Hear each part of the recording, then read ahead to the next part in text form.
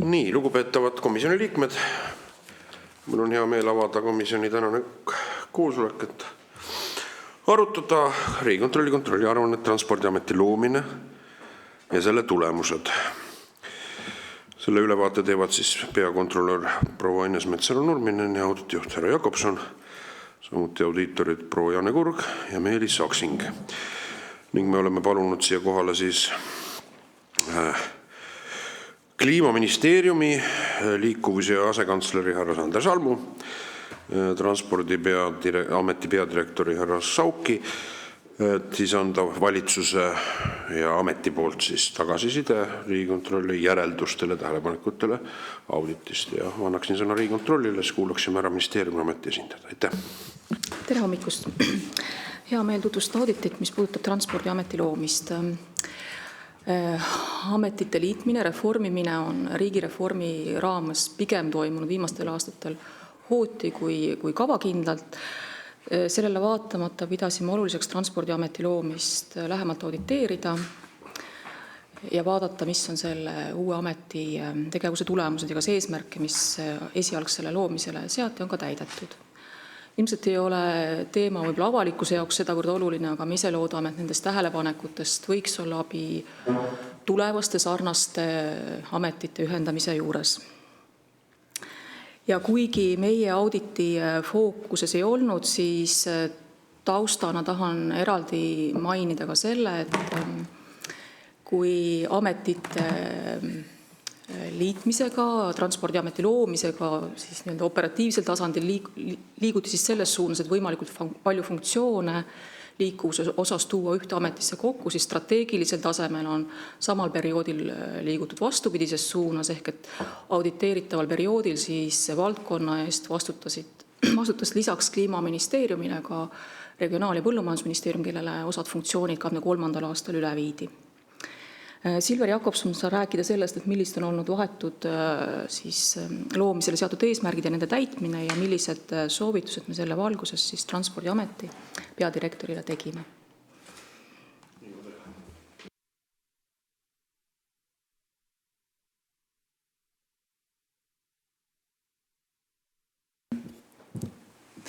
Ja aitäh!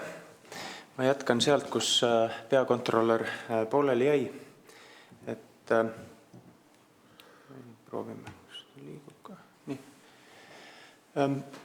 Vaatasime siis Transpordiameti loomise tulemusi suures pildis kahest aspektist. Ühelt poolt siis eesmärgid, mis puudutasid kokkuhoiu saavutamist läbi mastaabiefekti ja teiselt poolt siis avalikke teenuseid ja nende kvaliteet ja kättesaadavust.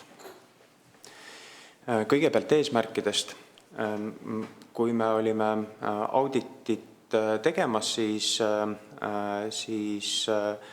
selgus, et päris paljud eesmärgid olid sõnastatud selliselt, et ei olnud täpselt öeldud, et mis ajaks eesmärk peab olema saavutatud ja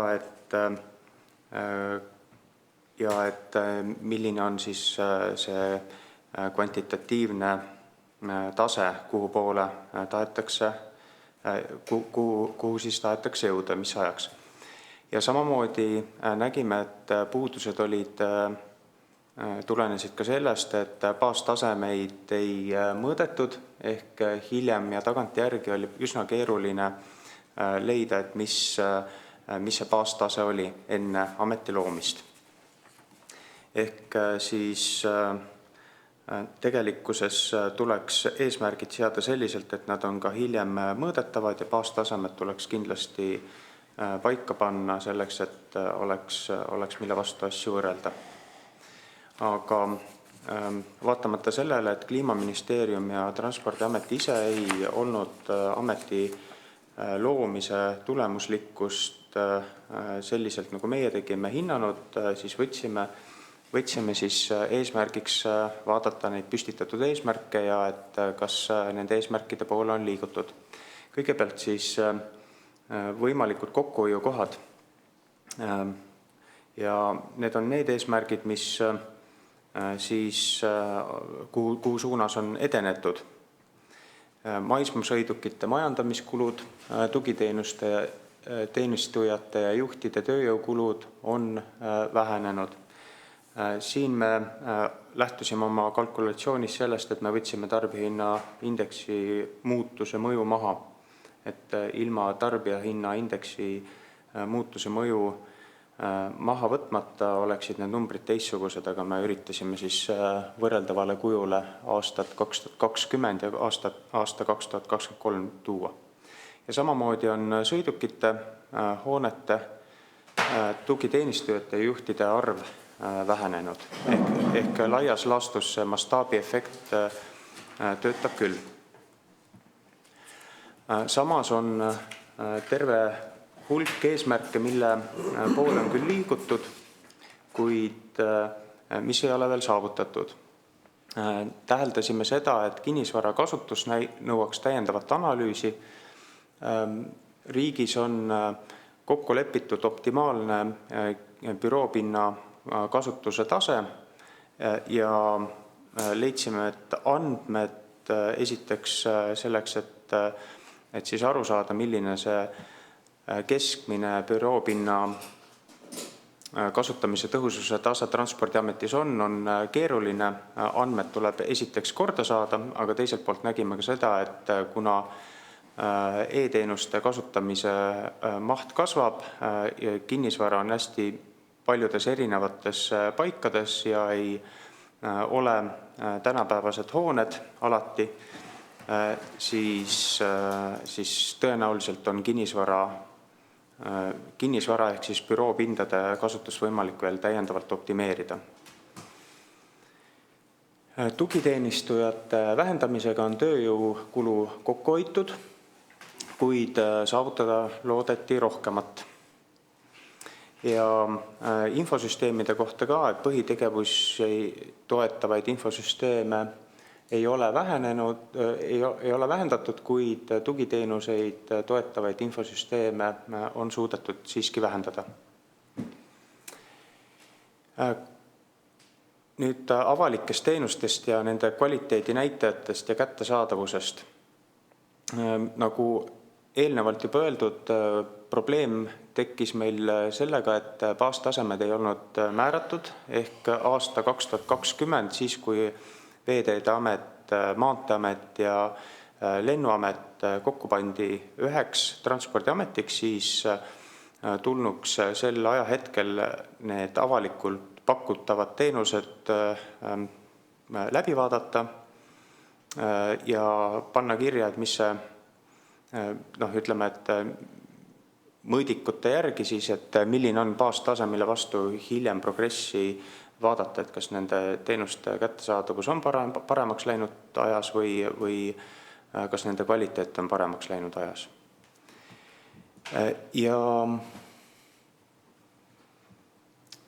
alles 2022. aastal siis Transpordiamet on hakanud kõikide avalike teenuste kvaliteeti hindama.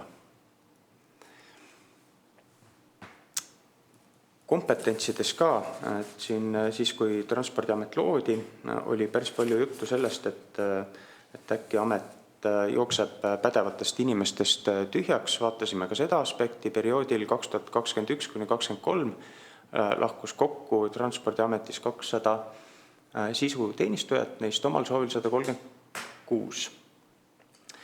Ja kus me tuvastasime probleemi, on lennunduse valdkond, kus tõepoolest on näha, et see sisuteenistujate lahkujate osakaal kogu üksusest on üsna suur ja sellel teemal on Transpordiamet koostanud ka värbamisplaani tulenevalt Euroopa Lennundusameti ettekirjutusest selleks, et seda kompetentsust säilitada ja tugevdada. Ja tegime kokku 2 soovitust Transpordiameti peadirektorile. Esiteks siis teha täiendav analüüs kinnisvara optimeerimise kohta ja teha vastavad ettepanekud ministeeriumile. Ja teiseks siis kehtestada avalike teenuste kvaliteedi hindamiseks lisaks siis olemasolevatele näitajatele iga konkreetset teenust iseloomustavad näitajad. Ehk et võib-olla ei piisa ainult pakutava teenuse arvust ja siis, vaid arvesse tuleks võtta ka näiteks pakutava teenuse aega ja muid olulisi näitajaid, mis teenuste kaupa on väga erinevad. Ja üldiselt Transpordiamet nõustus meie soovitustega. Et minu omalt poolt lõpetan ja olen valmis vastama küsimustele. Aitäh! Aitäh, aga ma annaksingi kohe sõna härra Salmule. Ole hea. Aitäh ja tere hommikust. Suurt tänud Riigikontrollile selle töö ettevõtmise eest ja ülevaate tegemise eest. Kogu auditi peale ministeeriumile tuli üks ettepanek, oli seotud ka kinnisvaraga ja millega me samamoodi nõustume, et see teema üle vaadata. Kui ministeeriumi poole pealt hindama hakata, siis võib-olla ajalugu lihtsalt meenutada, et tegemist on 2019 aasta siis jätkuga 2017 aastal alustatud riigireformi tegevustega. 2019 aastal siis valitsus andis toonasele Majandus- ja Kommunikatsiooniministeeriumis olnud transpordiministrile ülesande analüüsida erinevate asutuste kokkupanemist ja 2020 aasta esimeses pooles siis valitsus otsuse tegi, leides, et 3 ametit on mõistlik liita, ehk siis Lennuamet, Veeteede Amet ja toonane Maanteeamet. Selleks anti tegelikult aega sisuliselt 7 kuud, et see amet kokku panna. Võib-olla see on nagu üks kriteerium või lähtepunkt, et selle ameti kokkupanemine oli ka päris tempokas. Võib-olla ei jõutud kõiki kvaliteedinäiteid, kõiki eesmärke toona tekitada, aga nagu ka Riigikontroll välja tõi, siis juba 2022 aastal on alustanud Transpordiamet ise teenuste hindamist. Ehk et jupi kaupa on ka hakatud mõõtma oma tegevusi, aga kui me vaatame, mis oli valitsusel toona pandud eesmärgid, siis üks on efektiivne ja tõhus riigivalitsemine. Tuleb arvestada, mis on viimase 4 aasta jooksul ka toimunud, et Priit räägib pärast numbritest täpsemalt, aga ühendameti loomisel oli suurusjärgus 9 inimest, täna on järgi jäänud 650 inimest. Teenuste poole pealt on üle mindud ka koos ministeeriumiga õigusloomelised toetamistegevused, e-teenuseid kasutusele võtta. Et võib-olla paljud asjad, mis näiteks kinnisvara puudutavad, ei ole ka ainult Transpordiameti enda pädevuses otsustada, et siin on ka regionaalne mõõde, et kus piirkondades amet peab teenust jätkuvalt pakkuma, et mäletame siin ka mitmed aastad tagasi, kus oli soov büroopindasid vähendada ja sellest tuli päris suur ka poliitiline diskussioon, et see ei ole alati ameti otsustada kokkuvõttes, et millised on need efektiivsusmeetmed, mida rakendada. Ja kindlasti peab arvestama seda ka siin, et amet on saanud viimase 4 aasta jooksul päris mitu kärpeülesannet, et seda tarbijahinnaindeksi aspekti peab siiski arvestama, et kui raha ostujõud jääb vähemaks, siis peame ikkagi arvestama, et sama raha eest Transpordiamet peab pakkuma rohkem teenuseid. Selles mõttes, et raha hind on väiksem, siis kui me võtame, et 8 miljonit suurusjärgus oli toona ja on praegu, siis see ostujõud on nii palju vähenenud, et see ma ütleks, on ise juba kokkuhoiu meede, kui me suudame sama raha eest pakkuda sama palju, või ütleme, oluliselt väiksema tänase ostujõu võttes raha väärtuse eest sama palju teenuseid. Ja teine võib-olla seda avalike teenuste parem pakkumine, et ma arvan, et siin kõige parem iseloomustaja on ikkagi e-teenuste kasv ja see, et amet suudab pakkuda kõikides nendes valdkondades, mis enne olid eraldi, oli ta siis merendusega seotud teenused, maismaateenused, et kõik on nüüd ühes ametis ja ühesuguse e-teenustega e-teenuste kasutamine kindlasti on kasvavas trendis.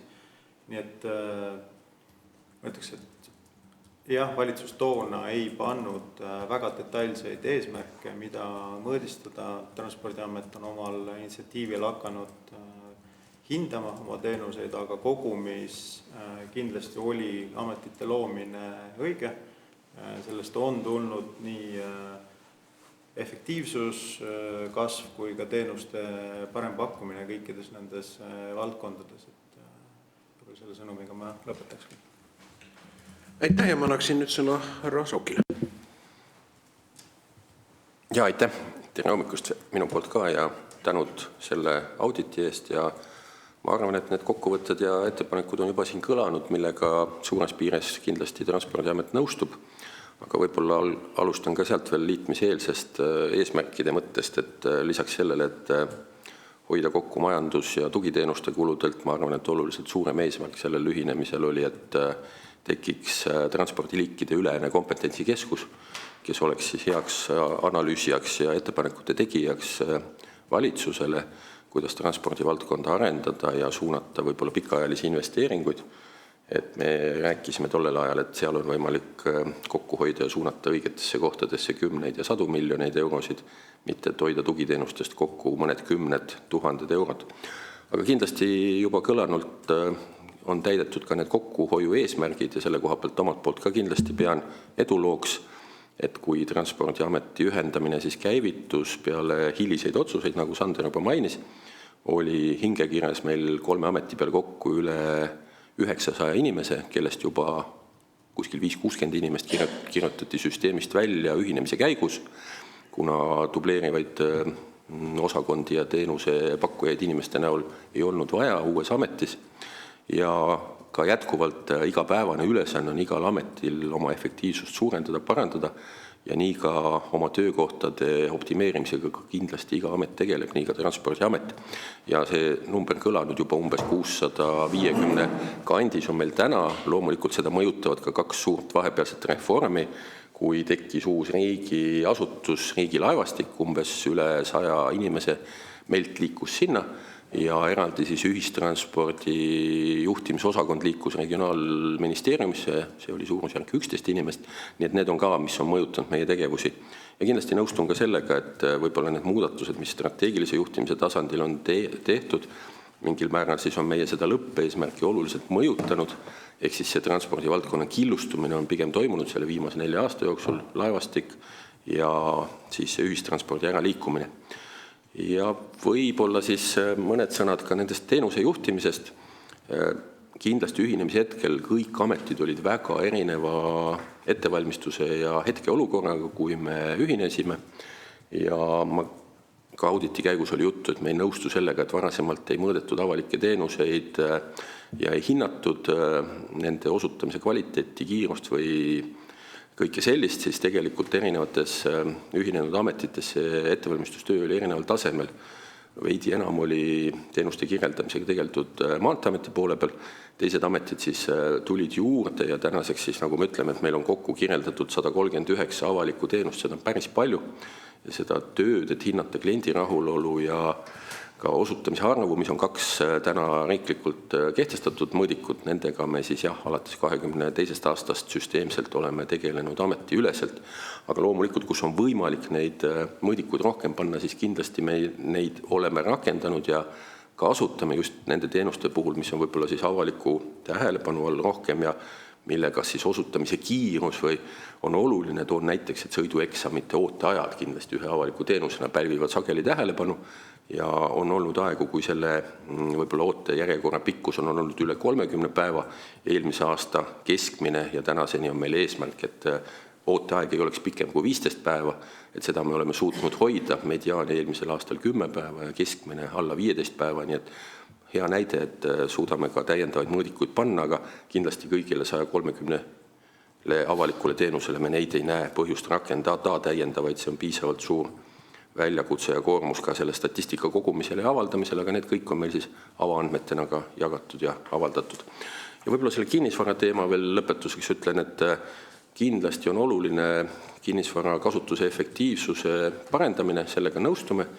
teatud meie teenused on spetsiifilised, mis nõuavad sellist erikinnisvara ja ei ole kindlasti büroodega tegemist, et meie klienditeenindussaalid jätkuvalt, kus me siis ootame oma häid kliente, ei ole siis võrdselt hinnatavad büroopindade kasutusega ja spetsiifiliselt me vajame ka registreerimiseelse ülevaatuse angaare ja kõike sellist kinnisvara poolt, mis toetaks meie teenust, aga võib-olla ka see ära mainida, see regionaalne esindatus, et üle Eesti siis tänaseni Transpordiametil on 23 erinevat hoonet, et seda on päris palju.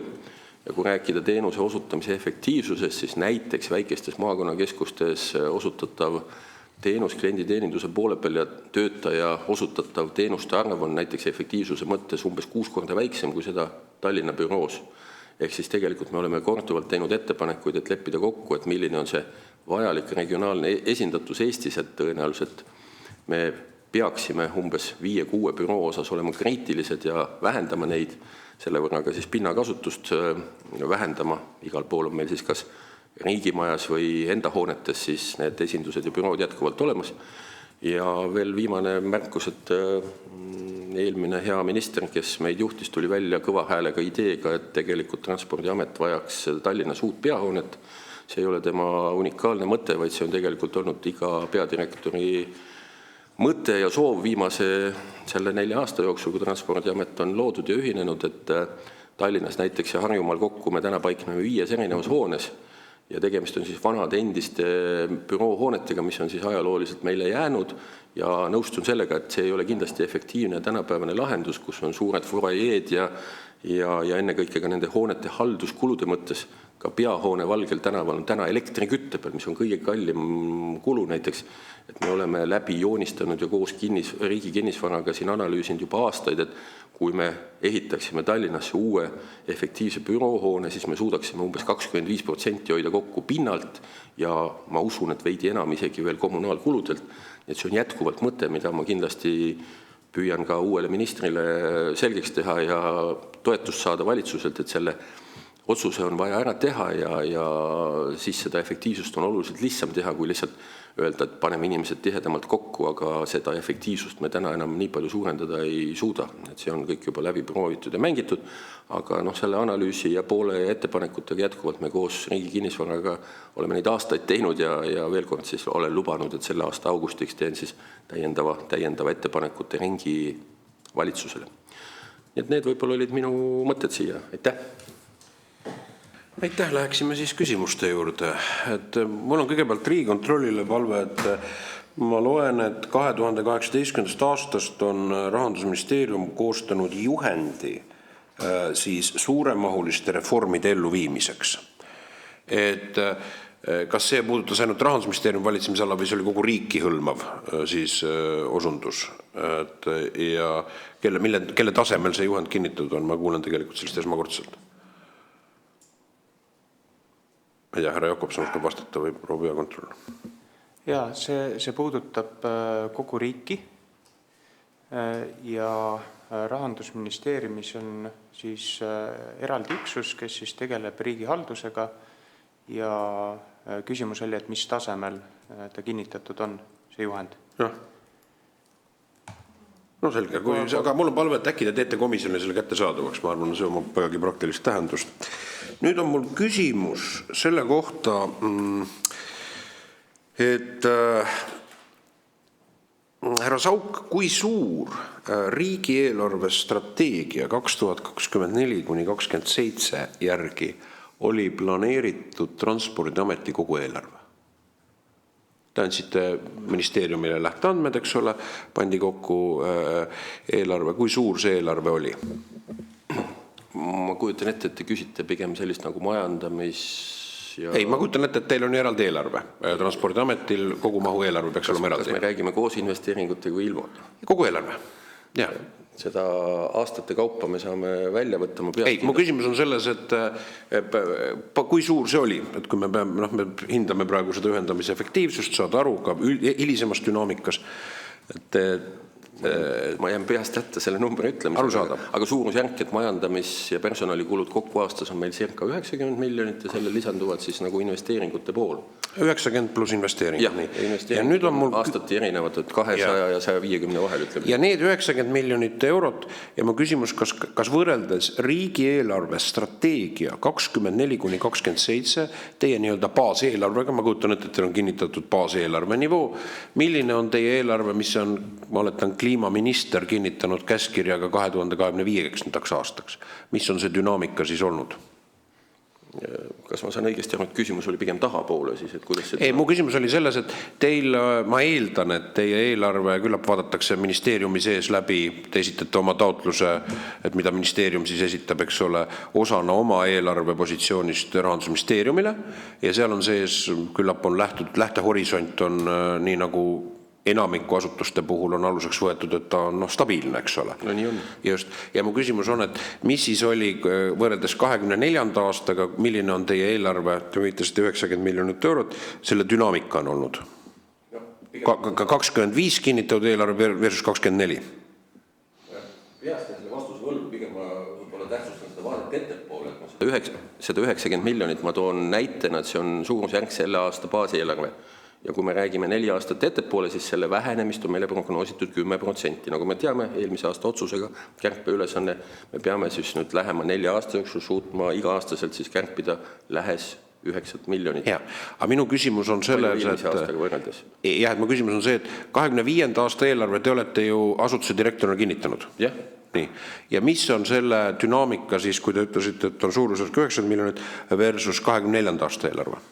See ei ole väga suures vahes, ma suurusjärk pakun, et umbes 2 miljoni võrra väiksem. 2 miljoni võrra väiksem. 2 miljoni võrra väiksem, ma arvan, et see on õige number. Aga nüüd on minu küsimus, härra Sauk, et kui uus valitsus on astunud ametisse ja uus valitsus on püstitanud oma koalitsioonilepingus siin niisuguse käsitluse, et riigiametite koosseis peaks vähenema 20% ja eelarve 20% kulud. Et teie eelarve ei moodustu ju nii-öelda maksetest mingitele muudele isikutele, see on sisust teie organisatsiooni ülalpidamise eelarve, et te ei tee nii-öelda eraldisi ju umbes nagu PRIA teeb eraldusi põllumajandusettevõtetele. Seal on oluline tähelepanu juhtida, et sellest sõnatud 90 miljonist 45 miljonit on teehooldelepingud, tegevuskulu, mida me maksame meie koostööpartneritele lepingute alusel. Nii et selle milline on nüüd valitsuse kavatsus, seda me ei tea, eks ole, aga ma eeldan, et silmas ei peeta nii-öelda teistele agentasutustele või ettevõtetele välja makstavat raha, vaid peetakse silmas siis 45 miljonit. Kahjuks eelmise aasta otsus ei sisaldanud erandit ja me oleme väga suure mure ees, et kuidas nende hooldelepingute tasusid muuta. Nii, aga et ma küsin nüüd nõnda, et kui meil on, seda me saame teada, kas valitsus arvestab seda, mis tüüpi kulude vähenemist arvestab, kas ta nii-öelda sisust majandamistööjõu ja organisatsiooni ülalpidamiskulud või seal on sees ka tegelikult siis, eks ole, väljamaksed, mis tehakse muule valdkonnas, see on siis teil kahekordne erinevus. Aga ütleme, kui me võtame 20% nüüd praeguses positsioonis kulude vähendamist, peaksite seda realistlikuks ülesande püstituseks, et me suudaksime Maanteeameti kulusid vähendada siis, ütleme, kui me võtame 45 miljonit, oleks see siis 9 miljoni euro jagu, härra Sauk. Mis on teie visioon? Ma arvan, et vara on täna mingid hinnanguid anda, et veel kord, mul ei ole seda teadmist, mida mõtleb tänane valitsus selle kärpeplaani 20% juures. Ja alati on hea ja oluline kokku leppida, mis on see baastase, millest seda hakatakse lugema. Nii nagu ma ütlesin, et tegelikult on ka need eelnevad otsused, mida viimase 4 aasta jooksul meie ajalugu teab 4 erinevat valitsusotsust kärpete kohta, aga need ei ole üheaastased, need on nagu alati RES-i perioodis, et meie jaoks on need tänaseni täitmiseks. Kas see uus ülesanne sisaldab seda juba kokku lepitud või on see täiendav, ma ei oska seda kommenteerida ja väga kindlasti loodan, et ka sügisesed eelarve läbirääkimised võib-olla siis tähtsustavad kas või seda teehooldevajadust ja meile lisaraha annavad, nii et ma ei oska täna kommenteerida. Okei, teie vaade on, te vajate lisaraha, aga siin on see võib tulla vastassuunalised dünaamika. Aga mu küsimus on, et palju teil siis konsolideeritud on praegu 650 töötajat või? Jah, see on kõik töötajad. Kõik töötajad. Ja. ja nii-öelda töötajate vähendamise ülesande püstitus oleks siis 125 töötajat vähendada. No ütleme nii, et me veel seda ülesannet endale ei ole võtnud, sest me ei tea, mida see tähendab. Küll me oleme endale võtnud selle eelmise suve otsuse, mis tähendab -10 ehk 650, siis umbes 60 on siiski lähema aasta-kahe jooksul meil vähendamise ülesanne juba käes. Selge. Aga mu küsimus on nüüd, ma vaatan seda, et Sauk, kuidas te kommenteerite, et siin on erinevate värvidega toodud ära niisugune juhtimiskaart, mille tegi ilusasti Riigikontroll. On nii. Ja siin on kirjas, et ette nähti maantee, tähendab siis kõigi nende valdkonna transpordi haldusasutuste kokkuliitmisel saavutada tööjõukulude kokkuhoid 5-aastasel perioodil 1,5–2 miljonit eurot. Kuid Riigikontroll nendib, et 3 aastaga on hoopis tööjõukulud tõusnud 1,831 000 või 1,8 miljonit eurot. Et millest selline vastuolu kavatsuse ja tulemuse või õigemini selle puudumise vahel?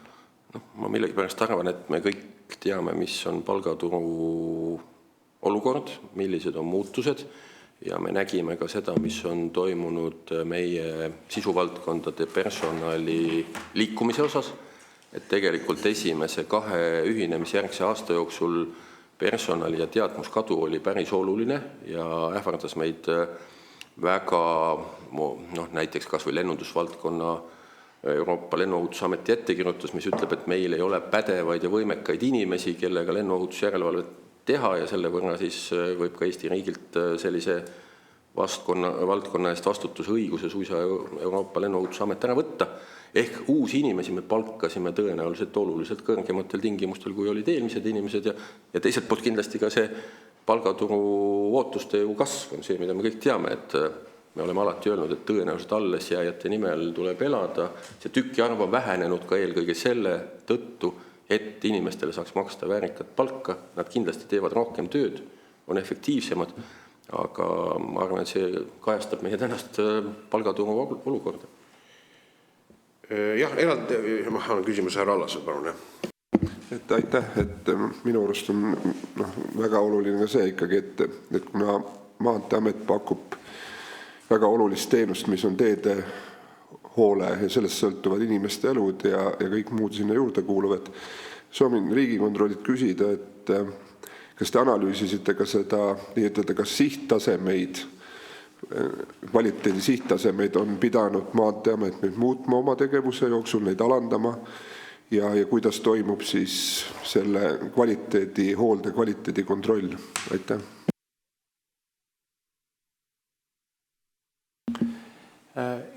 Ja me ei vaadanud seda, et milline teehoolde kvaliteet oli aastal 2020 ja milliseks on ta kujunenud aastal 2023, vaid see oli organisatoorne audit, ehk me vaatasime, kas organisatsioonile püstitatud eesmärgid, olgu need siis nagu majanduslikud või siis sisuteenusi puudutavaid, et kas need on täidetud ja kuna sisuteenuste juures ei olnud ühtegi nagu sellist eesmärki, et nüüd ameti loomisel peaks teehoius midagi muutuma, et siis me seda ei vaadanud.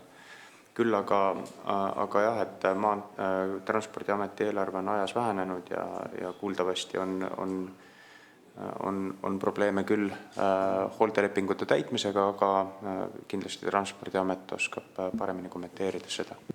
Kui tohib, siis lisan jah, et ega hoolde nõudeid tänaseni alandatud ei ole, et see on diskussioon, mis tuleb nüüd pidada uue valitsusega, kas me leiame sinna täiendavaid rahalisi vahendeid või me peame nende hooldelepingute kvaliteedi nõudeid alandama, aga me oleme lubanud, et 25 aasta jooksul midagi ei muutu ja ennekõike puudutab siis järgmist hooaega see, et kas me peame midagi alandama. Aga võib-olla lihtsalt märkusena ära, et kindlasti teede seisukorra ja säilimise koha pealt me oleme sama palju mures. See on siis raha, mis puudutab rohkem teehoiukava ja seda investeeringute plokki.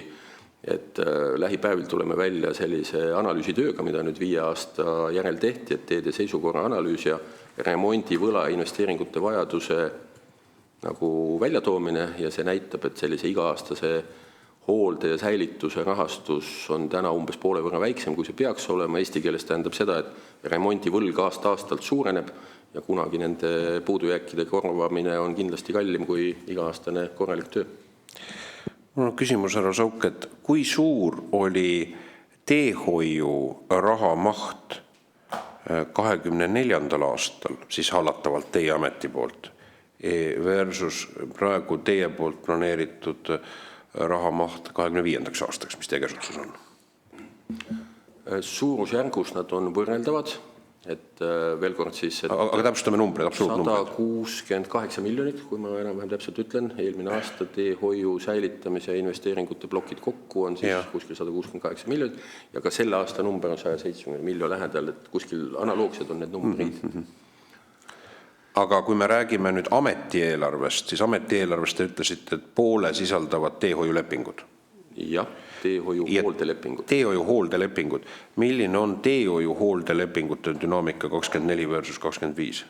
Nii nagu ma ütlesin, et 24-25 me olulisi muudatusi ei planeerinud, et me ei ole nõudeid muutnud, meil on umbes 6-5 aasta pikkused püsilepingud, 17 lepingut üle Eesti ja neid niimoodi poole aasta pealt muuta ei ole võimalik.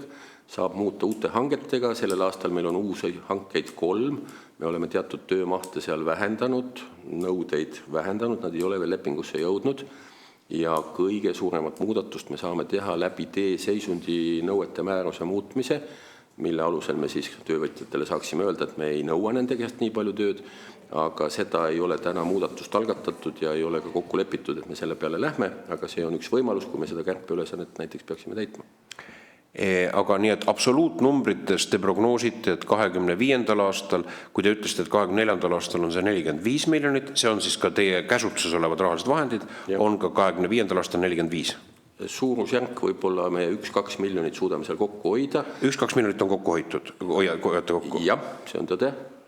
Aga see tähendab siis seda, et kui te ütlesite, et Transpordiameti eelarve on 24 versus 25 on vähenenud suurusjärgus 2 miljonit eurot, siis vähenemine ei ole toimunud mitte valitsemiskulude plokist, vaid teehoiulepingute plokist. Kindlasti ei ole see tõde, et täpselt sama palju me proportsionaalselt jagasime kõikide eelarveridade peale oma ülesande kokku hoida. Ja esimese aasta kärpeülesanne on siis ju suurem, me teame 5%, eks ju siis kokku on vaja 4,5 miljonit kokku hoida meil juba sellel aastal võrreldes eelmise aasta ka. Nii et see on see dünaamika, 2+2 on vaja meil kokku hoida, mitte ainult 2 sellel aastal. 90-st 4,5. Nii, aga teie, tähendab, valitsuse ülesanne teile oli hoida kokku 2025. aastal 5% valitsemiskulusid. Mis siis 45 miljonist... Ei, pool ja pool siis, 90-st 5, eks ju, pool ja pool, 90 sees 45 teehoid, 45 majandamine ja personal. Nii et sealt tulevad need numbrid kokku. Häda on selles, härra Sauk, et need numbrid ei tule kokku. Ma mõtlen mitte antud juhul konkreetselt Transpordiameti puhul, vaid konsolideeritud, nagu Riigikontroll on välja tulnud, valitsemiskulud on kasvanud 155 miljonit eurot. Ja ma saan aru, et need on viidud siis ametite tasemele, kus tegelikult selleks, et valitsemiskulusid muudes sektorites vähendada, mitte vähendada, vaid vastupidi kasvatada, siis on ametites, nagu te ütlete, teile oli antud ülesanne 5% vähendada teehoiu raha. Ja sama palju ka siis tegevuskuludest. Teile antud ministeeriumi ülesanne oli milline? Oli vähendada 5% kogu eelarvet.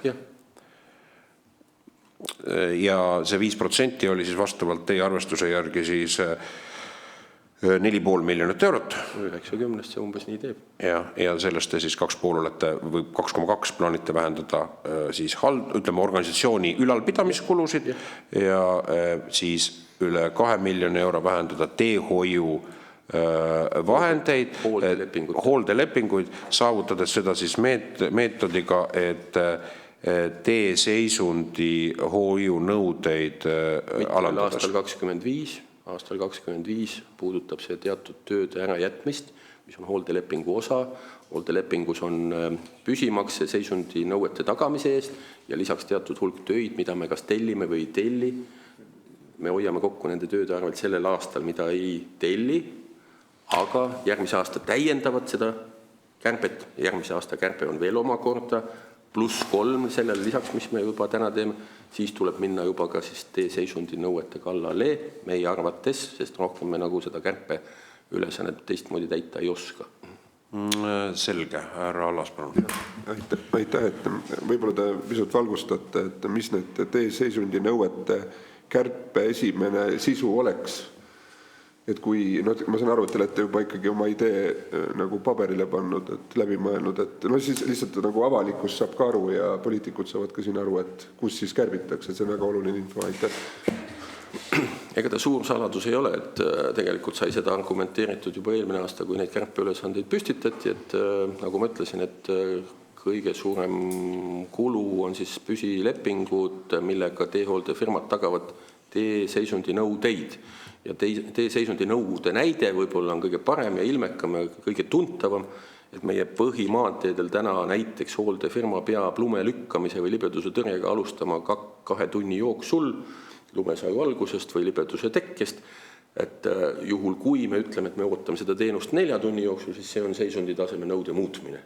Aga loomulikult on iga konkreetse tegevuse jaoks need siis nagu eesmärgid kirjeldatud, aga me ei ole täna seda nagu diskussiooni laua taha veel viinud. Loomulikult sisemised nagu sellised kaardistused on meil tehtud, et milliste ridade pealt me peame neid nõudeid muutma, aga me ei ole seda ministeeriumile isegi esitanud ja läbi rääkinud, sest see hetkel meie eelmise lahkunud ministri hoiak oli, et tegelikult ei peaks seda tegema, et niidaks vähem heina ja paneks mõne märgi vähem, aga kahjuks see nii 4,5 miljonit kokku ei korja.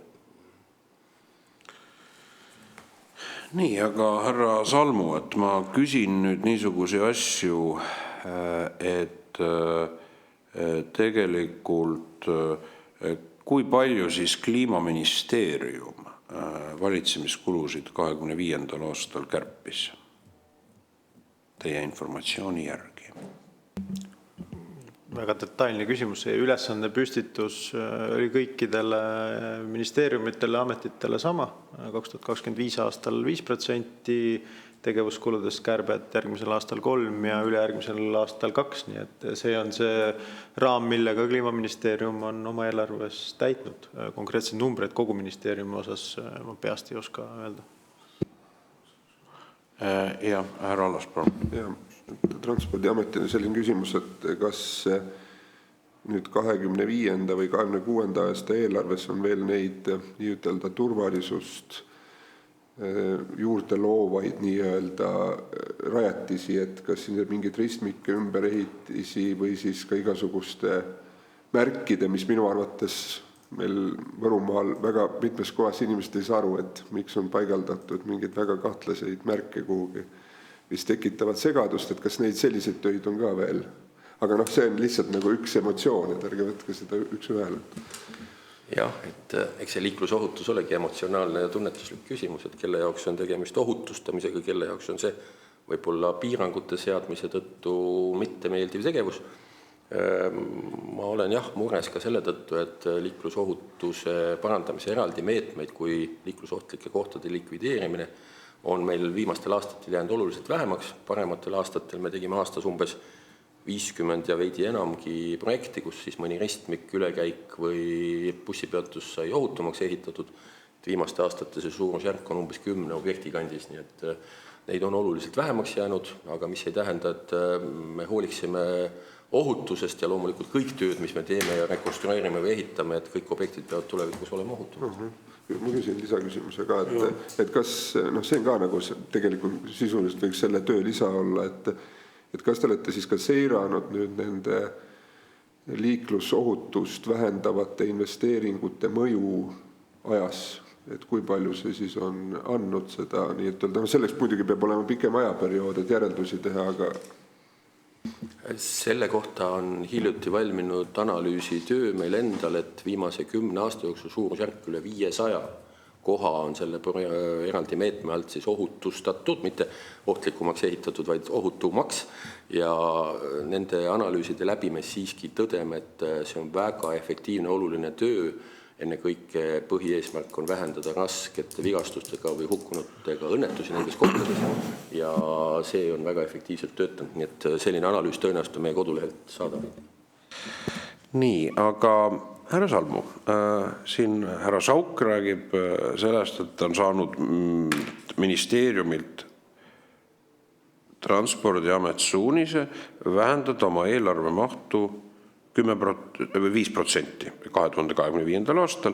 Ma järeldan siis, et kas ma saan õieti aru, härra Salmu, et kliimaministri kinnitatud eelarve Transpordiametile 2025. aastaks on siis, selle siis 90 miljoni euro taseme, küllap seal on, mingid kohad on täpsemad, aga jääme selle 90 miljonit, on 5% väiksem, härra Salmu, kas ma saan nii aru? Jah. Selge. Ja teie ütlete, et kliimaministeerium on siis suutnud vähendada läbivalt neid valitsemiskulusid, mis on siis vastavalt sellele metoodikale majandus, tööjõu ja mitteseadusest tulenevad eraldised 5% 2025. aastal. Ministeeriumi selline ülesanne on ja sellisele me oleme oma eelarve kinnitanud. Nii. Aga härra Salmu, kuidas te selgitate siis seda, ja ma võtsin ette Riigikogu Kontrolli informatsiooni, mis meie käsutus on tehtud. Kärpebaas teie ministeeriumile oli 200 miljonit 8645 eurot. Oli nii? Oli. Ja selle tulemusena, kui me võtame riigieelarve lisa 1, mis puudutab siis antud juhul neid nii-öelda 3 eelarvekirjas toodud valitsemiskulusid, on tegelikkuses hoopis aset leidnud, et riigieelarve lisas on kirjas Kliimaministeeriumi need valitsemiskulud 2025. aastaks 207 miljonit 25 814 eurot. Ehk tegelikult selgitab mulle seda hookuspookust. Ülesande anti kärpida, härra Sauk ütleb, et ta kärbib ka lausa mitte ainult valitsemiskulusid, vaid teehoiukulusid. Ja siis tegelikult on tulemus selline, et võrreldes baaslähtenumbriga, mis ma nimetasin, on 7 riigieelarve seaduse 2025 lisas hoopis Kliimaministeeriumi valitsemiskulud kasvavad 7 miljonit. Kõigepealt ma saan rääkida ainult valdkonna eest, mis puudutab liikuvust. Kliimaministeeriumis on päris mitu erinevat valdkonda koos, et ei oska kommenteerida kõiki neid numbrid, kus see summa kokku tuleb. Seda võin kinnitada, et Transpordiametile eesmärk 5% tegevuskulusid vähendada on antud. Seda me oleme koos Priiduga arutanud ja numbrid paika saanud. Sama oli liikuvusvaldkonna poole pealt. Mis see eelarve terviklikult tuleb, ma usun, et siin kindlasti komisjoni esimees kutsub ministeeriume selgitama, et kuidas need eelarved on kokku tulnud, aga ma ei lähe oma piirest kaugemale selgitama, neid numbreid ei oska täpselt taustada öelda. Minu jaoks ongi probleem selles, et kui püstitatakse kärpe ülesanne, selgub, et see võtab raha ära 155 miljonit eurot täiendavalt, siis tekib väga suur risk, et kui uusi ülesand püstitada sellises tagurpidi antslas, siis kas riigil jagub raha niisugustes kärbeteks, eks ole, me võime pankrotti jõuda. Et küsimus on selles, et kas ma nüüd täpsustan üle, härra Salmu, ministri tasemel anti juhtnöör kärpida valitsemiskulusid, teie kui ühe sektori valdkonna vastutav juht, eks ole, ministeeriumis, härra Salmu, et teie saite, et teie ministeeriumi juhtkond, siis ütleme haldusjuhtkond või administratiivne juhtkond, eks ole, mitte poliitiline juhtkond, sai ülesande kõiki valitsemiskulusid kärpida. Juhtkonnaga tasemel, ma ei tea, oli see kirjaliku käskirjana või siis suulise poliitilise juhisena? See ei olnud ainult ministeeriumile ministri poolt, et see oli valitsuse, eelmise valitsuse otsus, et kärpida 3 aasta jooksul kokku 10%, sellel aastal 5%. Ja selle eesmärgi ministeerium läbi arutas nii oma ministeeriumi vaatest kui ka haldusalade vaatest. Aga ma lihtsalt täpsustan üle, et seda teada juhtimislikult, kuna siin valitseb selles mõttes vägagi katkendlikud trajektoorid praegu juhtimise nagu nii-öelda elluviimisel, et seetõttu oleks see 2018. aasta reformide paber meil oluline abimees, et ministeerium heauskselt viis ellu, Kliimaministeerium selle kärpimisülesande 10 miljonit eurot, aga selle tulemusena valitsemiskulud paisusid. Et kas sellest ministeeriumi juhtkonna tasemel oli ka seda arutati, seda küsimust, et kuidas siis, et mu küsimus on, et kus see raha siis läks, et kui tegelikult, kui härra Sauk ütleb, et ta hoidis kokku või hoiab kokku 4,5 miljonit eurot, et see tegelikkuses, et siis, et kuhugi see raha ju siis kuskilt hoitakse siis kokku, et veel raha kasvab üldraha mahus, valitsemiskulude mahus, siis kuskilt hoitakse kokku, või kuskile kulud on veel siis suuremad, kui härra Sauki puhul on see näiteks on 5% ülesanne, härra Sauk deklareerib ja pole mõrmagi seada tema sõnu ja asjadliku ametniku seisukohti kahtluse alla. Et kas ministeeriumi juhtkonna tasemel seda on arutatud ka? et tegelikkuses see kärpeülesanne transformeerus hoopis 7 miljoni euroga ministeeriumi eelarve paisumiseks valitsemiskuludes? Veel kord saan rääkida sellest haldusalast, mille eest vastutan konkreetselt. Selles haldusalas sai nii Transpordiamet, said ka kõik teised, kellel on lepingulised kohustused. Ma ei tea, näiteks Eesti Raudtee sai samamoodi 10% kärpeülesande, lennujaam, keda riik toetab, suurusjärgus 10 miljoniga saab selle kärpe, nii et valitsuse eesmärk on konkreetselt, kui komisjoni esimehel on soov teada saada, ma arvan, et on paslik kutsuda ka kogu haldusala üles pilti omavad isikud. Aga ma täpsustan teilt üle seda, et teie ei ole viibinud või ei ole arutelu juures ministeeriumi juhtkonna tasemel, kus ma oletan on minister, kantsler, siis Kasemets, eks ole, siis proua Lender või varasemalt härra Michal ja asekantslerid, kus ühiselt arutati seda kärbet ja kuidas selline transformatsioon oli võimalik. Kas teie kuulete neid numbreid esmakordselt Kliimaministeeriumi kohta? Ma saan aru, te viitate oma sektori kohta, te kinnitate ja austate, et see valitsemiskulude vähendamine läbi viidi, aga kas ministeeriumi juhtkonna tasemel seda ühiselt, kui valitsus oli püstitanud poliitilise ülesande, eks ole, eelarvelise sisuga ülesande 5% vähendada valitsemiskulusid, teie asekantsleri tasemel niisugustel aruteludel ei ole viibinud ja ministeeriumi tegevuse üle sellist informatsiooni ei oma? Kõigepealt alustuseks sellest, et ministeeriumis on 2 ministrit, 2 eraldi haldusala. Ministeeriumites saan rääkida seda, mis toimus taristuministri poole pealt. Vaatasime koos haldusala eesmärgid üle. Ma tean, et ka kliimaministri haldusalas toimusid eraldi arutelud. Tervikpildi osas on meil, nagu ma ütlesin, vastutav asekantsler, kes selle pildi kokku pani koos kantsleri ja lõpuks ka ministritega, kes kinnitavad eelarve. Nii et ma ei oska konkreetselt teie välja toodud numbreid täna siin laua taga kommenteerida. Arusaadav. Nii et teie kinnitate, et kuna nüüd on praegu see niisugune kimäärne konstruktsioon see ministeerium, et ma saan aru, et siis selle ühe ministri all teie kinnitate, on see kärbe 5% valitsemiskulusid tehtud, aga teil puudub informatsioon ministeeriumi teises poolkeras toimuvat tegevuste ja selle kärpeülesande loogika üle. Nii, sa ma õieti aru? Pigem ütlen, et väänate natuke neid sõnu, et ma saan rääkida sellest, mis toimus taristuministri haldusalas, kuidas see üles ehitatud. Loomulikult me vaatasime tervikpilti ka ministeeriumi juhtkonnas, aga kõiki arutelusid, mis kliimaministri haldusalas, sest on ainult mitte ainult ministeerium, vaid ka kliimaministril on päris mitu allasutust, et ma ei saa kinnitada, et kui palju ja millised arutelusid selles valdkonnas toimus. Et see on, ma arvan, väga loogiline, et iga minister peab täiendavaid arutelusid lisaks üldisele eelarve arutelule haldusala või ministeeriumi üleselt oma haldusalas. Nii et ma ei saa kinnitada ega ümber lükata, et millised need diskussioonid seal on, sest pole nendel osalenud. Arusaadav. Ma veel täpsustan üle. Kes kinnitab Kliimaministeeriumi eelarve? 2 ministrit. Nii et 2 allkirjaga kinnitatakse siis. Nii et tegelikult siis kõigist nendest kuludest ja tuludest, mis 25. aastal on, peaksid olema mõlemad ministrid teadlikud, eks ole, vähemalt on nad seda peavad vastu võtma. Või heaks kiitma selle dokumendi. Jah, sest et on nii haldusalad kui ka on ühesed kulud, et meil on kokku 7 asekantslerit, mõlemale valdkonnale on 3 sisu asekantslerit ja 1 asekantsler, kes vastutab horisontaalsete küsimuste eest, mis on mõlema ministri jaoks justkui nagu üks eelarve.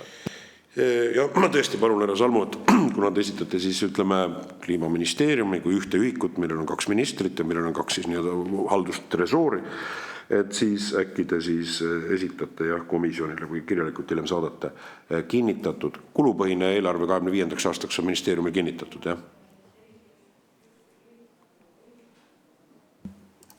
Jään kohe vastuse võlgu, usun, et on, jah. Te olete selle valdkonna juht, ütleme, härra Sauki ametite eelarved ju kinnitatakse selle ministeeriumi kinnitatud kulupõhise eelarve järgi. mälu järgi ütlen, et on jah. Mälurgi on selge, aru saada. Ja mul on palve, et siis saata 2025. aasta kinnitatud kogu kulupõhine Kliimaministeeriumi eelarve ja siis tegelikkuses ka see võrdluseelarve, mis oli riigieelarve strateegia baas 2024. aastaks, tegelikult ka see Kliimaministeeriumi eelarve. Nii, aga härra Allas. Jah, aitäh. Mina oleks jätkuvalt ikka huvitatud, et kui järgmine aasta tuleb täiendavalt kärpida, et mis need kärpe tänased nagu ametipoolsed või ka rääkides läbi ministeeriumi ametnike tasandil, need prioriteedid on ja millises järjekorras, et üks asi on siis need seisundi tasandid, siis võib-olla ka veel kord, aga äkki te kirjeldate, palun? No ikka veel kord, nagu ma ütlesin, et kogu eelarve kõigile ridadele meil on antud või sisemiselt võetud siis kohustus vastavate protsentide võrra oma eelarve ridasid vähendada. See puudutab kõiki, nii majandamiskulusid, teehooldelepinguid kui personalikulusid. Need on need kõik 3 suuremat plokki kuni hooneteni, kuni sõidukiteni, nende arvude vähendamised, need kõik on täpselt samavõrd tähtsad. Aga loomulikult tasub tegeleda suuremate tükkidega, seal on mõju suurem. Et täpsustav küsimus lihtsalt, et kas jätkuvalt on ohus ka nende piirkondlike teeninduskeskuste kokkutõmbamine? Võib-olla ebapopulaarne ettepanek minu poolt, aga tasuks riigiüleselt kokku leppida, et kus me oleme esindatud ja kui palju. Et veel kord rõhutan, et aastal 2017, kui tegime esmase ettepaneku osad teenindusbürood sulgeda, siis oli e-teenuste osakaal kuskil 63%, tänaseks on see 85 lähendal. Ma jätkuvalt ütlen, et see on riigi raha ebamõistlik kasutamine, olla jätkuvalt avatud kõikides 17 punktis üle Eesti, aga see on regionaalpoliitiline küsimus ja võib-olla poliitikutel vaja kokku leppida, et kus me peame olema ja kus mitte. Lihtsalt kommentaariks, et ettevõtjad on väga, et kui teenus konkreetsest kohast täiesti ära kaob, siis see mõjutab väga oluliselt selle piirkonna majandustegevust, et kuna ikkagi autode ja kõige sellega registreerimisega seonduv õppe, kõik sinna juurde kuuluv on väga oluline, et siis selles osas on probleem suur ja annan lihtsalt tagasisidet, aitäh.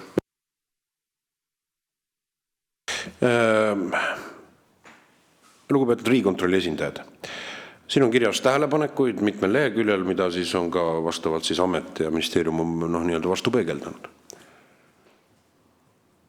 Riigi kulude ökonoomsuse, aga ka ütleme siis teenuse kvaliteedi osas oli siis see ühendamine õnnestunud.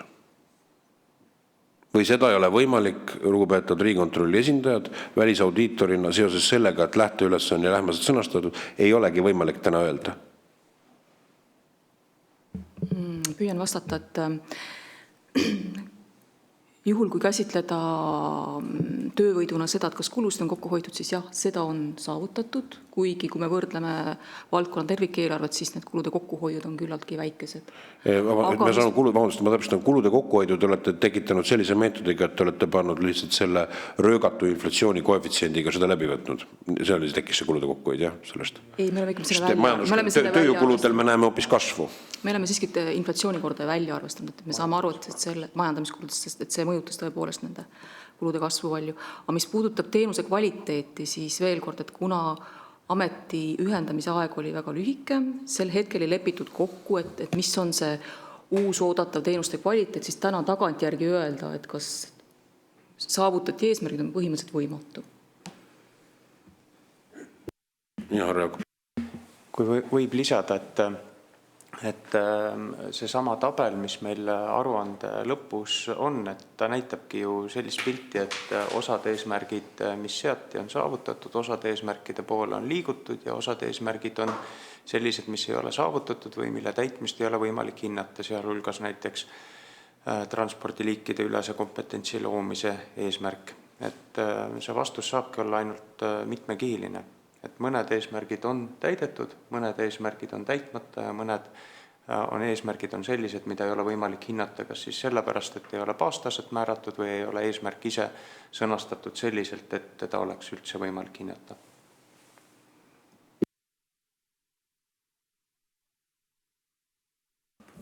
Aga mis on teie siis välisaudiitori järeldus sellest?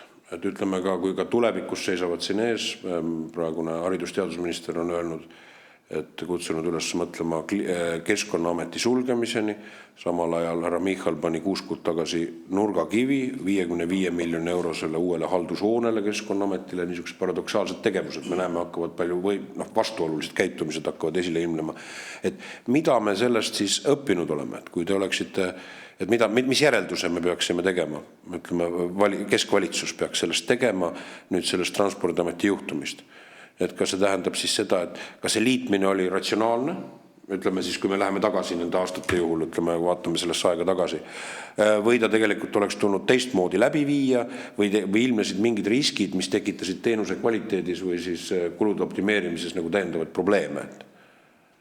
Või oleks võinud see kõik olla haldusstressi mõttes olemata? No, esiteks oleks võinud lähtuda sellest samast Rahandusministeeriumi juhendist, millest me algselt mainisime, et Rahandusministeerium on koostanud selliste reformide läbiviimiseks ka juhendi, kus on ikkagi selgelt ka välja toodud see, et nendel tegevustel peavad olema mingid eelnevalt kokkulepitud mõõdetavad eesmärgid. Et me kindlasti ei ütle, et Transpordiameti loomine on olnud viga, kindlasti lennundus ja ka veetranspordi osa on sellest reformist võitnud, eelkõige tänu Maanteeametis olnud võib-olla paremale eelarvebaasile ja tugevamale kompetentsile.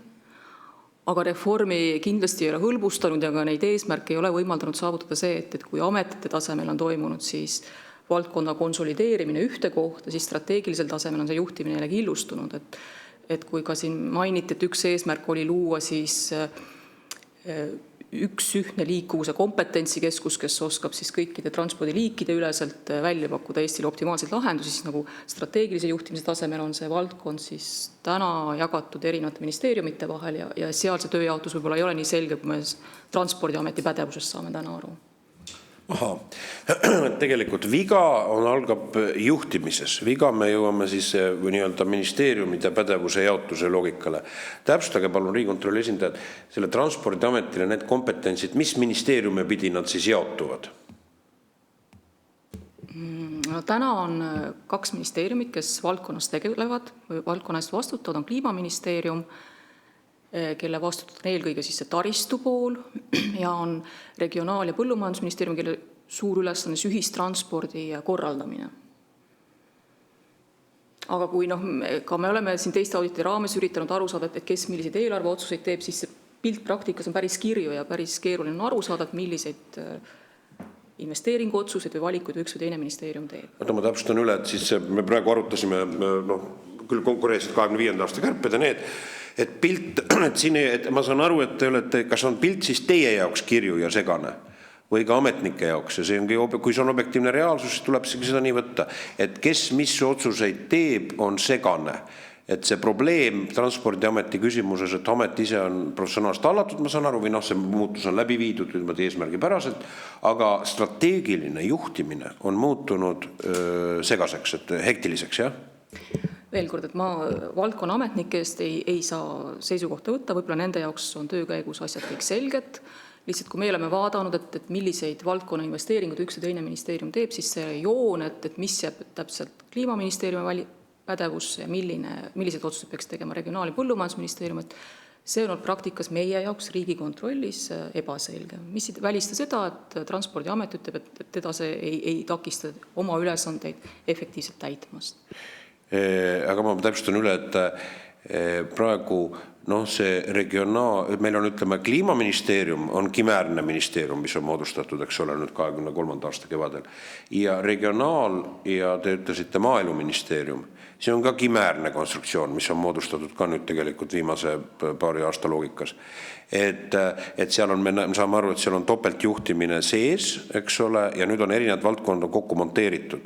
Et varem oli ju Põllumajandusministeerium, oli nii proua peakontrolör, ja siis tegelikult Põllumajandusministeerium ei tegelenud Eesti riigis ühistranspordiga. Et kust need inimesed üldse üle tulid siis, kes hakkasid Põllumajandusministeeriumis, kes tegeles selliste valdkondadega tegelema ühistranspordiga, nõnda, et tekkis kompetents siis hallata Transpordiametit, eriti veel nii keerulises valdkonnas nagu muutuse juhtimisel.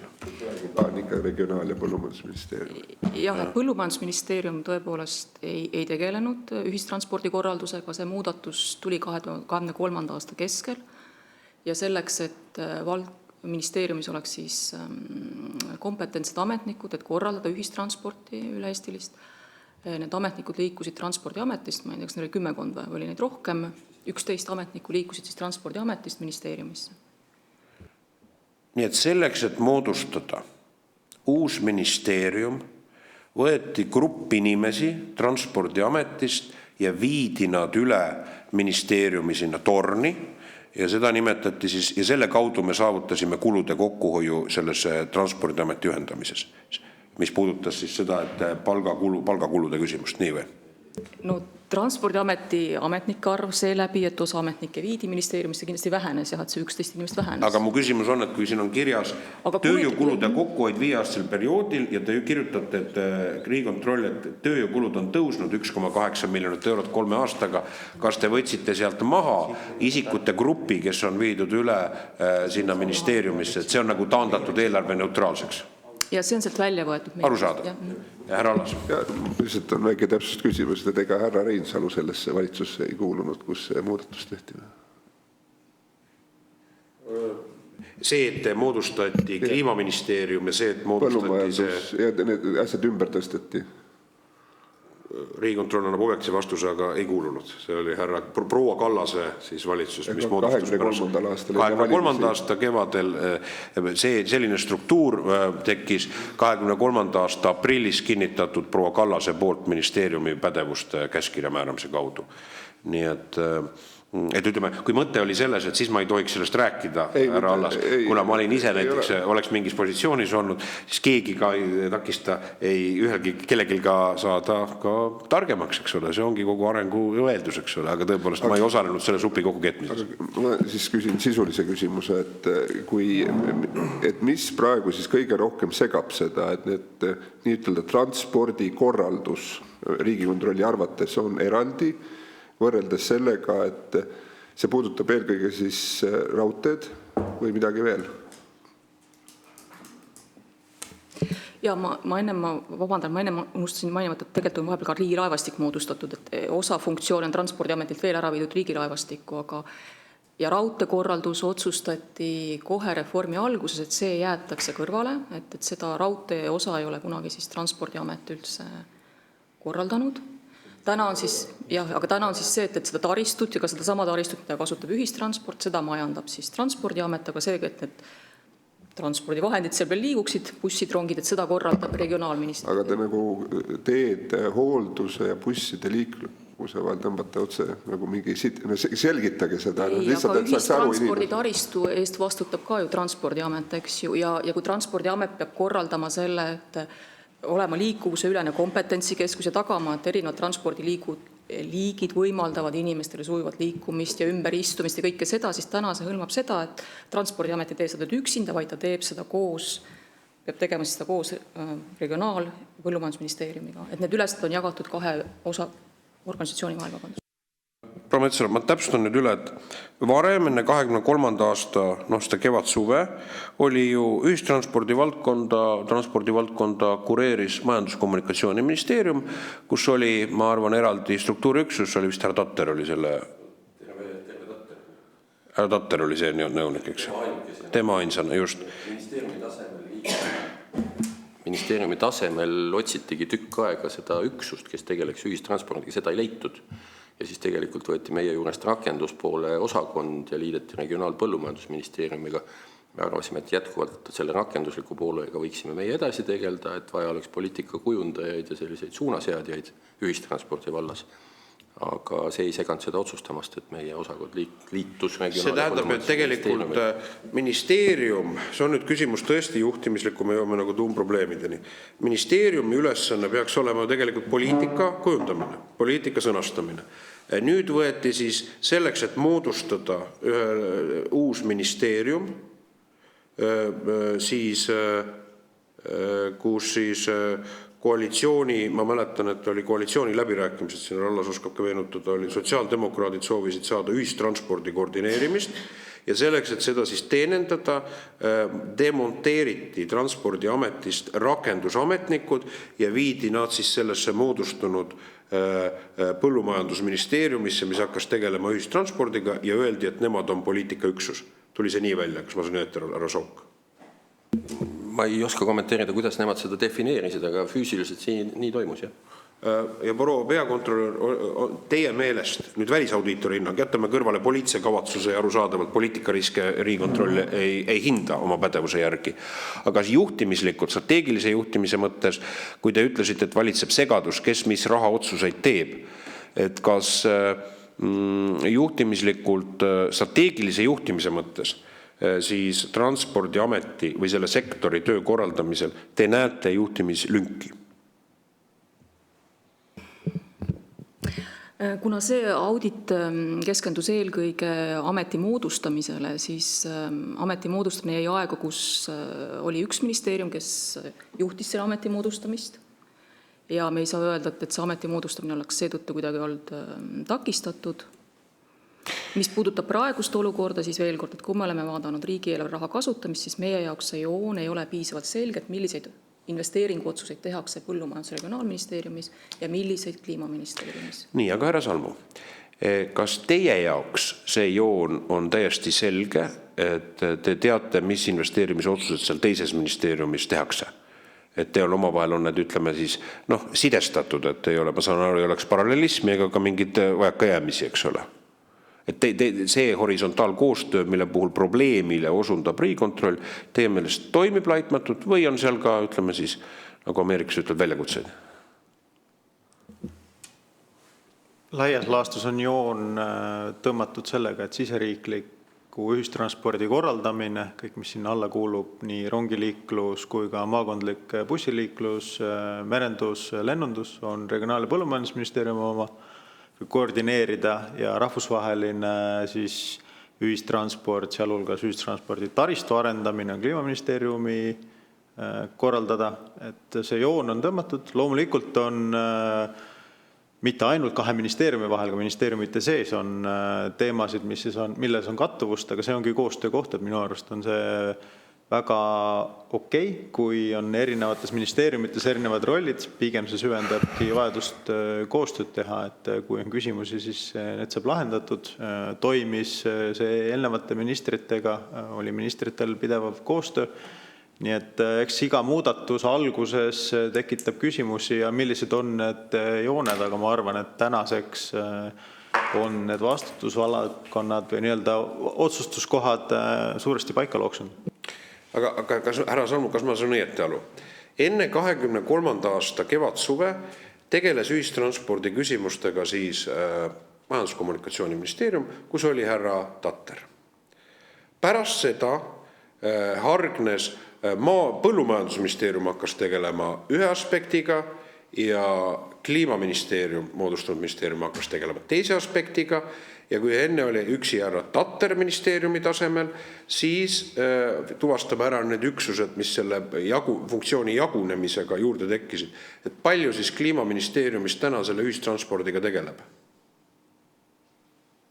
Või transpordiga üldse kokku valdkonnaga, mis enne oli härra Tatteri töö? Ma arvan, et ühe inimese nimetamine ja üle müstifitseerimine ei ole õige. Nimetame siis selle ametiisik, kes enne täitis. Et ma ütlen, kui enne täitis MKM-is seda, võib-olla oli lisaks ühele inimesele, eks ole, inimesi. Mitu inimest seda täitis ja palju täidab seda rolli Kliimaministeeriumis ja palju tegeleb selle teemaga siis selles moodustunud maaelu ja regionaalministeeriumis ja põllumajandus on regionaalministeerium. Lause, see on nimi enam lause. Alustame võib-olla kõigepealt sellega, et ühistransport on nii bussiliiklus, raudteel, merendus kui lennundus. Et igast valdkonnast sellega tegeleti. Merendusinimesed, merendusosakonnas oli inimene, kes tegeles praamiliikluse küsimusega, väikesaartega, mis täna kuulub Regionaal-Põllumajandusministeeriumi haldusalasse samamoodi. Lennundusosakonnast nii mainitud Ain Tatter bussiliikluse poole pealt ja samamoodi meil on raudteeüksus, kes tegeleb nii Eesti raudtee infrastruktuuri poolega, kui samamoodi Elroniga tegeles. Ehk et kindlasti see ei olnud üks inimene ja teisest poolest arendamise poolega meil on ka täna on transpordi arengu investeeringute osakond, kellel oli samamoodi näiteks piletisüsteemide arendamine, ehk et see oli mitme inimese ja mitme osakonna vahel sümbioosis toimus ühistranspordi arendamine, poliitilise suuna näitamine ja Transpordiametis siis oli üksus, kes praktika poole pealt seda ellu rakendas. Täna see praktika poole üksus selles mõttes on ministeeriumi tasemele toodud, mis ei tähenda, et ministeeriumis nüüd justkui ainult praktikaga tegeleks. Ei, see poliitikasuuna kujundamine on lihtsalt võimestanud ja meie ministeeriumi poole pealt on see taristu küsimused jätkuvalt, need samad inimesed tegelevad. Andke andeks, härra Salm, mis te mõtlete selle all, et te ütlesite, et see ei tähenda, et ministeerium ei tegeleks ka poliitikasuuna kõrval praktikaga. Mis te mõtlete selle praktika all, millega ministeerium tegeles ja millega ta varem ei tegelenud? Praegu konkreetselt praktika poole pealt võib-olla halduslepingud, mis ühistranspordikeskustega on sõlmitud, väga süga praktiline tegevus. Ütleme siis haldusfunktsiooni või järelevalvefunktsiooni täitmine vahetult. Jah, arusaadav. Aga mu küsimus oli ikkagi see, mis ma küsisin teilt, oli konkreetne, et kui enne tegeles Majandus- ja Kommunikatsiooniministeeriumis transpordi järelevalvega, transpordipoliitikaga, erinevates perimeetrites, nagu te ütlesite, lennundus, etc., teatud arv inimesi. Võtame selle bussiliikluse härra Tatteri täita siis jõudu härra Tatterile kõrvale. Aga, ja nüüd on, kui palju neid Kliimaministeeriumis tegeleb siis sellega kokku inimesi? Enne oli arv X ja nüüd on X miinus või X pluss. Või X ongi võrdub X, ei saa ka seda välistada. Need on ju teie vahetud alluvad, te peaksite oskama sellele vastata, mitu inimest need on. Kogu liikuvuse valdkonnaga 33 inimest. 33 inimest. Ja palju oli siis enne Majandus- ja Kommunikatsiooniministeeriumis tegeles ministeeriumi tasemel sellega, mida me võiksime defineerida liikuvuseks? Ma jään konkreetse vastuse võlgu. Kas härra Sauk oskab valgustada pikaaegse ametnikuna? Kindlasti minu aeg ei ole nii pikk ja vahele jääb 2 aastat lünka, nii et ma ei oska kommenteerida. Nii, me tegelikult oleme selles, mis ma olen tähele pannud, on tõesti, et see haldusmälu on hakanud ära kaduma ja seda tuleks, ma arvan, värskendada. Et mul on palve, et tõesti, et kellele ma selle palve esitan siis? Oskate härra Salmu nõu anda, kellelt me küsime, palju Majandus- ja Kommunikatsiooniministeeriumis tegeles selle liikuvuse valdkonna, palju inimesi töötas? Kas see on Majandusministeeriumist või nüüd Kliimaministeeriumist? Kuna see valdkond üks ühele üle tõsteti, siis saame vastata selle küsimusele. Aga inimeste arv teie teada siis suurenes või suurenud? Tunnetuslikult ütlen samas suurusjärgus tuleb arvestada, et kas või Rail Baltica projekt on oluliselt edasi arenenud versus 2023 versus 2025, et kindlasti muutused, aga mõtleks suurusjärk on sama. Aga te ütlete, et Kliimaministeerium läks suurusjärk sama. Hästi, me palume siis töökorras järgi, võib-olla kuskilt leiame need andmed. Aga üks osa hargnes ju nüüd sinna Põllumajandusministeeriumisse, eks ole, see tee läks ju 2. Kui palju, härra Salmu, ja teil võib-olla ei ole informatsiooni selle kohta arusaadavalt, palju siis seal Põllumajandusministeeriumis täna tegeleb selle ühistranspordiga? Jah, jään vastuse võlgu, ei oska öelda. Kas teie teate, härra Sauk? Ei tea peale selle ülemineku, mis meie inimesed läksid, et palju neid alleski on või kes veel lisandunud. Jään vastuse võlgu, küll vahepeal tähtsustati ka asekantsleri tasandil ühistranspordiga tegeles Alo Aasma, aga ma ei julge öelda, et kuidas see nende sisene struktuur on, ma ei tea. Aga teie nendega mingeid juhtivaid või poliitikavaldkonna juhised nad teile annavad või? Ja loomulikult, et nii nagu juba... Aga te ei tea, palju neid on tegelikult, kes teie poliitika füüsiliselt me oleme pigem suhtlenud nagu asekantsleri tasand ja osakonnajuhataja tasand ja enne kõik on see seotud siis liikuvuskeskuste või meie siis niinimetatud taristu ümberistumiskohtade või rajamisega. Et see on nagu põhiline, et muu poliitika ja rakenduse poolega me liiga palju ei ole kokku puutunud. Arusaadav. Riigikontrolli ma saan aru tähelepanek on, et siin on nii-öelda eksisteerib niisugune, ütleme see overlapping, kui ameeriklased ütleksid, et probleem on olemas või Riigikontrolli poolt, millele strateegilise juhtimise tasemel tuleks võib tekitada juhtimis kvaliteedi langust või riske, tulemusriske nimetame neid nõnda. Ja meil on mitte konkreetses auditis, aga paaris käimasolevas auditis, üks puudutab eelarveotsuseid, teine puudutab ühistranspordikorraldust. Nende auditite pinnalt on tekkinud mure, et võib-olla rollide jaotus Kliimaministeeriumi ja Regionaal- ja Põllumajandusministeeriumi valitsemisalade vahel tasuks täpsustamist, et oleks selge, kes milliste investeeringuotsuste eest ja milliste valikute eest vastutab, sest inimeste jaoks on tähtis, et piletisüsteem oleks lihtne ja ühtne, inimeste jaoks on tähtis, et erinevate transpordiliikide vahel saaks võimalikult sujuvalt ümber istuda ja oleks selge, et kus asub üks või teine taristuobjekt, kus on peatused ja kus need ümberistumised toimuvad. Et see on meil paaris teises audis, mitte konkreetses audis välja tulnud ja selle teemaga me praegu Riigikontrollis siis nende auditi raames ka tegeleme. Härra Las. Jaa, et lihtsalt kommentaar, et tegelikult ju ongi see, et Eesti riigis ongi ministeeriumid olnud nagu silotornid. Kahjuks on nad jätkuvalt ka praegu, tegelikult mõned asjad on ka paremaks läinud. Kindlasti siin ongi see soov, et need regionaalsed huvid paistaksid rohkem silma, nende eest rohkem seisaksid ja mitte suurte ministeeriumite sisse ei kaoks ära, kui need konkreetsed tegevused mõjutavad seda regiooni tegevust, nagu me kuuleme. Et praegu on mitmel puhul ju näiteid, kus